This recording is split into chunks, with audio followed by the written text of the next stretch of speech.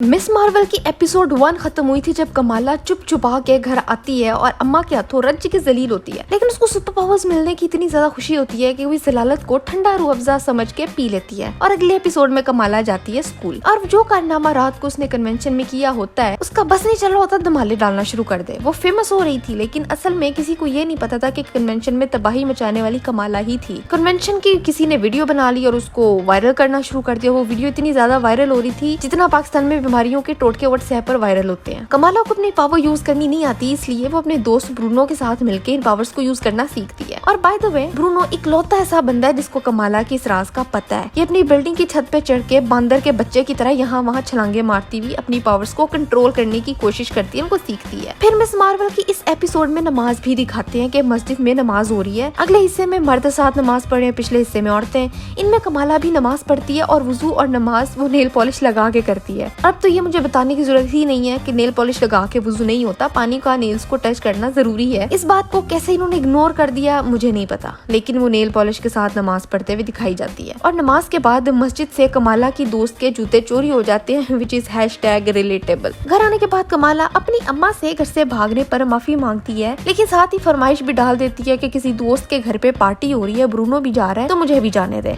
अब कमाला की माँ को कल रात वाला वाकया भूला तो बिल्कुल भी नहीं था। वो जान गई थी कि अपनी ये वाली औलाद क्योंकि गंदी है तो अगर इसको मैंने मना कर दिया तो ये फिर से भाग जाएगी, तो इसको खुले सांड की तरह आजाद छोड़ देना चाहिए। इसलिए उसको इजाजत मिल जाती है कि 9 बजे से पहले घर वापस आ जाना। पार्टी में जाके इसको एक लड़का एक ड्रिंक ऑफर करता है और ये पूछती है कि क्या इसमें अल्कोहल तो नहीं है, और वो कहता है कि नहीं ये तो ऑरेंज जूस है। और कमाला किसी 2 साल के नदीते टड्डे की तरह इस ड्रिंक का घूंट ले लेती है और सरप्राइज सरप्राइज वो निकलता है वोडका। इसी वजह से कमाला की माँ उसको जाने नहीं देती थी, पर गंदी औलाद को बंदा आखिर कितना कोई रोक सकता है। इसी शोर शराबे में एक पागल का बच्चा बिल्डिंग के टॉप पर से चढ़ के स्विमिंग पूल में जंप मार देता है और आसपास शोर मच जाता है। और जब वो लड़का स्विमिंग पूल से बाहर निकलता है तो कमाला उसको टिकटिकी बांध के देखी जाती है। वो नंगा पुंगा होके पूल से बाहर आता है तो कमाला उसको ऐसे देखती है जैसे भूखा शेर बकरी के बच्चे को देखता है, मतलब काफी गंदी नजरों से। और क्या कोइंसिडेंस निकलता है कि ये लड़का होता है मुसलमान और इसका नाम होता है कामरान। इंट्रोडक्शन चल ही रहा होता है आपस में कि खबर आती है कि पार्टी पर पुलिस ने छापा मार दिया है, तो लोग सारे यहाँ वहाँ भागना शुरू हो जाते हैं। और कामरान के पास क्योंकि अपनी गाड़ी होती है तो कमाला और उसके बाकी दोस्त कामरान के साथ मिलके उसकी गाड़ी में बैठ जाते हैं। कमाला कामरान को और कामरान कमाला को इम्प्रेस करने लग जाते हैं। वो उसकी गाड़ी की तारीफें करती है और उसको गाड़ी चलाने की ऑफर करता है। और इन सब में जल के कुड़ता है ब्रूनो। गाड़ी में शाहरुख खान को डिस्कस किया जाता है और जब वो उसको घर ड्रॉप करता है तो अपना नंबर दे के कहता है कि कभी भी ड्राइविंग सीखनी हो तो मुझे कॉल कर लेना।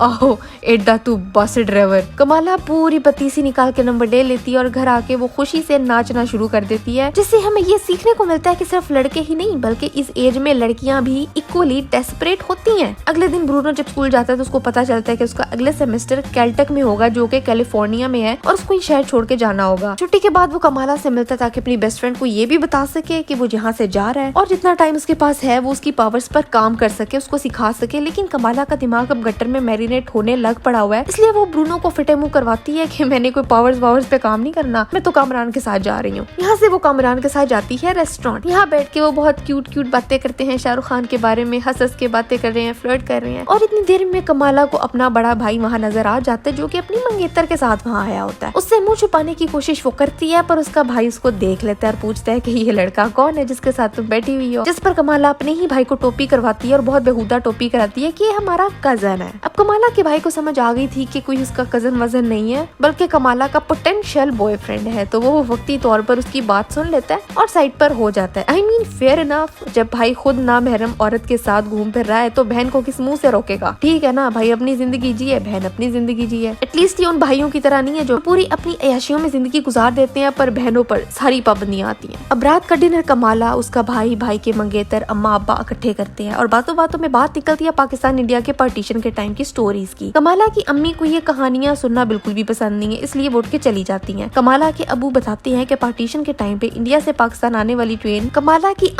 अम्मी से छूटते बची थी, मतलब कमाला की नानी जिनका नाम सना था। और सना उस वक्त छोटी बच्ची थी। सना बचपन में अपनी अम्मी अब्बा से पार्टीशन के दौरान भागा दौड़ी में बिछड़ गई थी, लेकिन वो लास्ट टाइम ट्रेन तक पहुंच गई थी अपने अब्बा के पास जब ट्रेन ऑलमोस्ट निकलने वाली थी। और जब सना से पूछा गया कि उसको ट्रेन का रास्ता किसने बताया तो उसने कहा कि मुझे सितारों ने रास्ता दिखाया और मैं ट्रेन तक पहुंच गई। लेकिन सना की अम्मी उस रात गायब हो गई थी और दोबारा कभी नहीं मिली। नहीं। सना की अम्मी का जिक्र होते ही कमाला का वही कड़ा चमकने लग पड़ता है और उसकी आंखों का कलर भी चेंज हो जाता है। सब अपनी अपनी जगह पर रुक जाती है और कमाला को एक औरत नजर आती है और साथ ही पता चलता है कि कमाला बेहोश हो गई है। उसको उसके घर वाले होश में लाते हैं।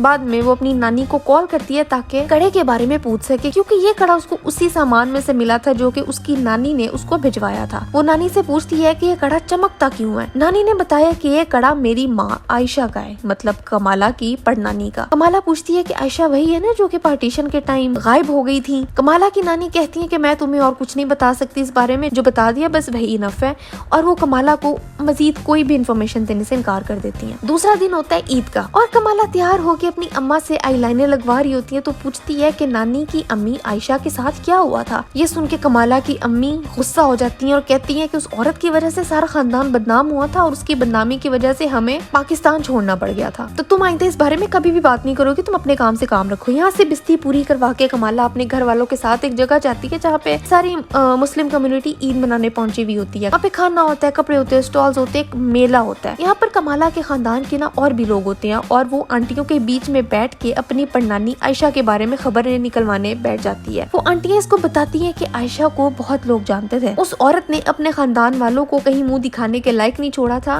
वो जहाँ जाती थी वहाँ मनहूसियत छा जाती थी। उसका किसी के साथ चक्कर था और वो उसी के साथ भाग गई थी। बल्कि कई लोग तो ये भी कहते हैं कि उसकी एक और फैमिली भी थी और उसने पार्टीशन के दौरान किसी का कत्ल भी कर दिया था। यही बातें चल रही होती हैं कि एक टड्डा बिल्डिंग के ऊपर वाले कमरे की खिड़की में खड़ा होकर सेल्फियां ले रहा होता है। खोते का बच्चा वहाँ से वो नीचे गिरने लगता है कि पर्दे को पकड़ लेता है और टैं करने शुरू हो जाता है कि मुझे यहाँ से बचा लो। लोग जमा हो जाते हैं पर उस बच्चे को बचाने के लिए कमाला अपना कॉस्ट्यूम पहन के ऊपर चढ़ जाती है और अपनी सुपर पावर्स का इस्तेमाल करते हुए बच्चे को बचा लेती है। उसका हाथ पकड़ने लगती है तो उसका कड़ा वैसे ही चमकना शुरू हो जाता है, उसकी आंखें वैसे ही पर्पल हो जाती हैं और उसको वही औरत दोबारा दिखाई देती है जो उसको बेहोश होने से पहले नजर आई थी। उस औरत को देखने के बाद कमाला की हालत खराब हो जाती है। वो नीचे उतर जाती है, खुद को संभालने की कोशिश कर रही होती है कि उसको एक ड्रोन नजर आता है, बल्कि 2 ड्रोन नजर आते हैं और फिर पूरी स्पेशल फोर्सेस की गाड़ियां और बहुत सारे लोग आके उसको पकड़ने की कोशिश करते हैं, क्योंकि उन्हें पता चल जाता है कि यहाँ पे किसी के पास सुपर पावर है तो वो उसको चुकने के लिए आ जाते हैं। पर वो भागती जाती है। भागते हुए वो गली से निकल के सड़क पे जाती है और सड़क पे उसको मिलता है कामरान अपनी गाड़ी में और कहते हैं कि गाड़ी में आके बैठ जाओ। अब स्पेशल फोर्सेस के लोगों से बचने के लिए वो गाड़ी में बैठ जाती है।